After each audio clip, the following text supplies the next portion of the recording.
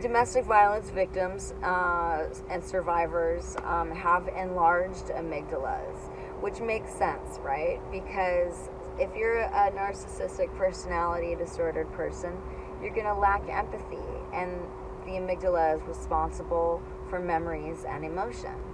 So if you are overactivating your amygdala, it sounds like it might be swollen. It might be getting a little bit big.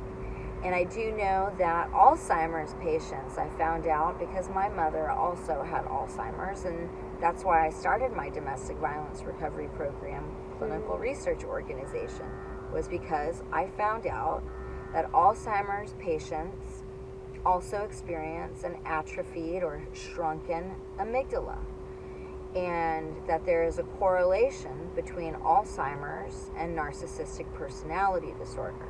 Now, I'm not saying that narcissistic personality disordered people have Alzheimer's, and I'm not saying that Alzheimer's patients have narcissistic personality disorder. I am saying that they could be connected.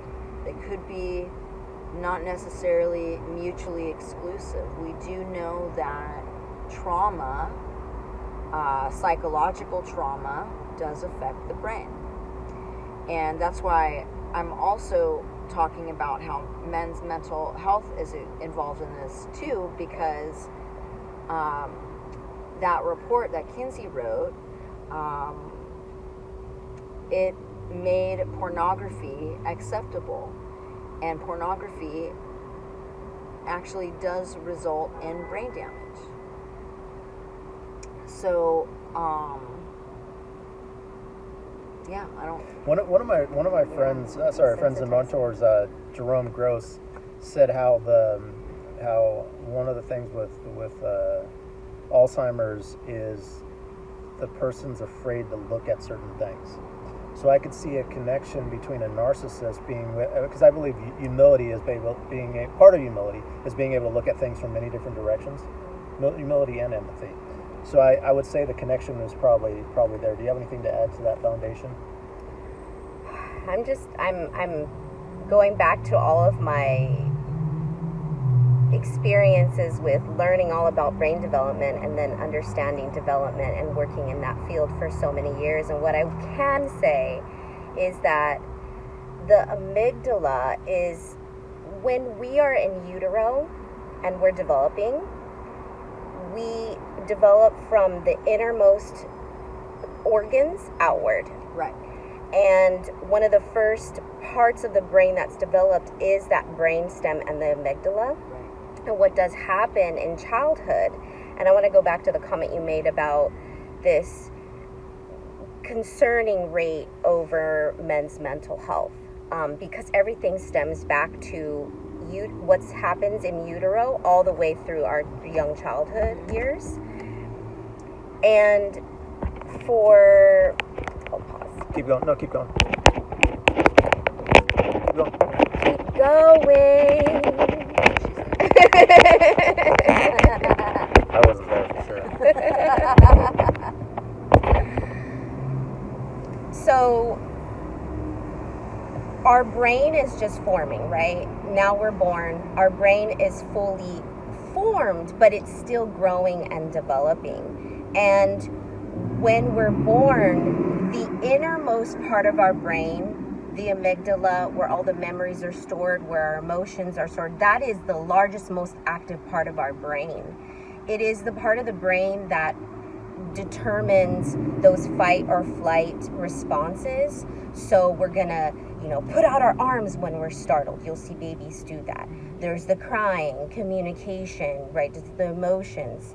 And so when we experience social interactions, again, what happens in the utero is also social interaction. So what's happening for the mother, her emotional state, all of those things then inform the way that the brain is developing.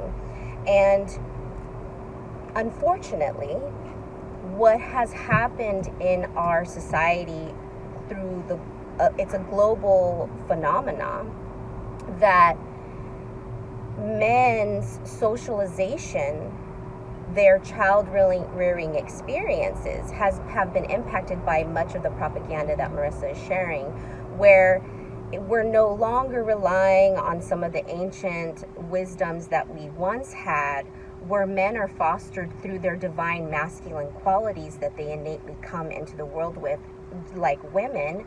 We've been made to pit each other against each other. Men are not allowed to express their emotions. They're made to, there's a narcissism or a ghosting that happens for young boys around what they're experiencing and their ability to communicate their emotions and be able to communicate their experiences if it's not fitting some type of masculine box. Can I add to that? Yeah. And that's why I go to the all men are bad situation, because it justifies the fact of how you, like, it's a good thing to keep on holding them in their box. For sure, because it suits that propaganda. It suits that propaganda, and or I don't even like when I'm involved in some groups and they call white people white tees or anything like that, because I feel when you dehumanize people, then you can just say, oh, all this stuff's okay that we do it, and if that you didn't like that when it was done to us, sometimes not even during your lifetime, when it was done to us, why are you gonna do it to them? There's a hardness around the way that males are reared, and I still work in this field, so I still see it, where like there's an expectation that boys are hard.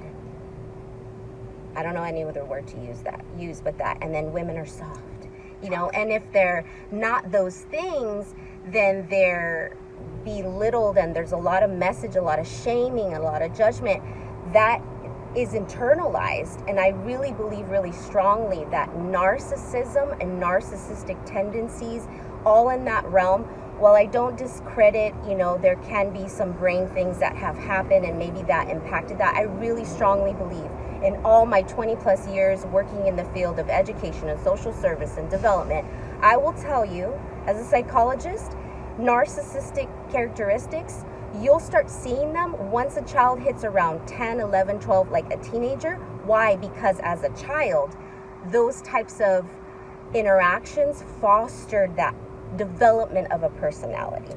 Marissa, do you have anything you want to add to that? She's speaking my language. Absolutely. It's the amygdala is the building block of how we interact with the world, right? So typically, we see what we enter a room, we look around and see if there's anything to be afraid of, any kind of danger, and then it passes through another part of our brain where we get to say, where if we need to react, whether it's safe, right? So then we get to say which freeway goes into, the rest of our brain. We get to make a decision. Are we flight, fight, freeze, or fawn? And what's fawn? Fawning is when you realize that there's really no way out, and you have to adapt to the situation, and you become like a people pleaser. Oh, got it.